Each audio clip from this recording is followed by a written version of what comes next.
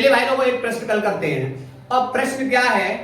प्रश्न है Cu2+ जिसका परमाणु क्रमांक 29 का निम्नतम अवस्था वाला इलेक्ट्रॉन विन्यास कौन सा है? चार विकल्प दे रखे हैं। कहां पूछा गया है? यह प्रश्न पूछा गया है एमपी पैट 1985, 98 और 2001 में। उसके बाद एमपी पीएमटी जिसके अंदर बेटा 1998 के अंदर पूछा गया है, ओडिशा जेई 2009 में।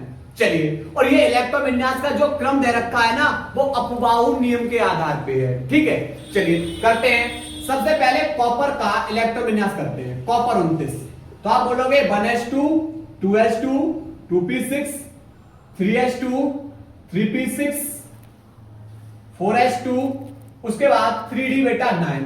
लेकिन ये तो बेटा क्या है? अपवाद है। अपवाद क्यों है? क्योंकि मुझे इसका डी कक्षक स्थायी करना है। डी कक्षक स्थायी कब होता है? जब डी में 0, 5 या 10 इलेक्ट्रॉन होते हैं तो उसका कक्षक कैसा हो जाता है? स्थायी हो जाता है। कक्षक क्या हो जाता है? स्थायी। तो डी कक्षक स्थायी कैसे होगा? डी में 10। अब देखो ये 10 के नजदीक है, तो अगर इसे एक इलेक्ट्रॉन और दे दिया जाए तो इसका कक्षक स्थायी हो जाएगा। कहां से देंगे? बाह्यतम कोश से। बाह्यतम कोश से। तो फिर होगा क्या?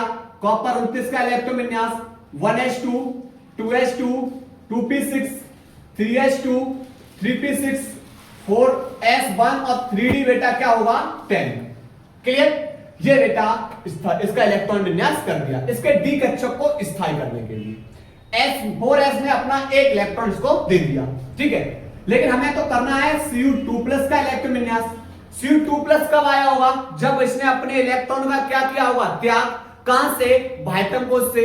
देखो करते हैं 1s2 2s2 2p6 3s2 3p6। यहां तक का बेटा जो इलेक्ट्रॉन विन्यास है वो आर्गन का हो गया। किसका हो गया? आर्गन 18 का। उसके बाद 4s और 3d।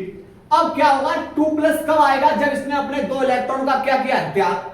तो बेटा एक इलेक्ट्रॉन जब यहां से त्यागेगा, भाई 4s पे तो एक ही इलेक्ट्रॉन है, एक यहां से त्याग देगा तो इस पे कितना बचेगा? 0। लेकिन त्यागने कितने? 2। तो एक इलेक्ट्रॉन कहां से फिर त्यागेगा? अंतिम उपकोश से। अंतिम उपकोश यानी 3d से एक इलेक्ट्रॉन त्याग देगा तो कितने बचेंगे? 9। तो इसमें बेटा जो आपका विकल्प है, विकल्प नंबर बेटा दे रखा है डी सही। विकल्प नंबर कौन सा सही है? डी। कौन सा? आर्गन 18 और उसके बाद 3d 9। क्लियर? नोट करिए बेटा इसको।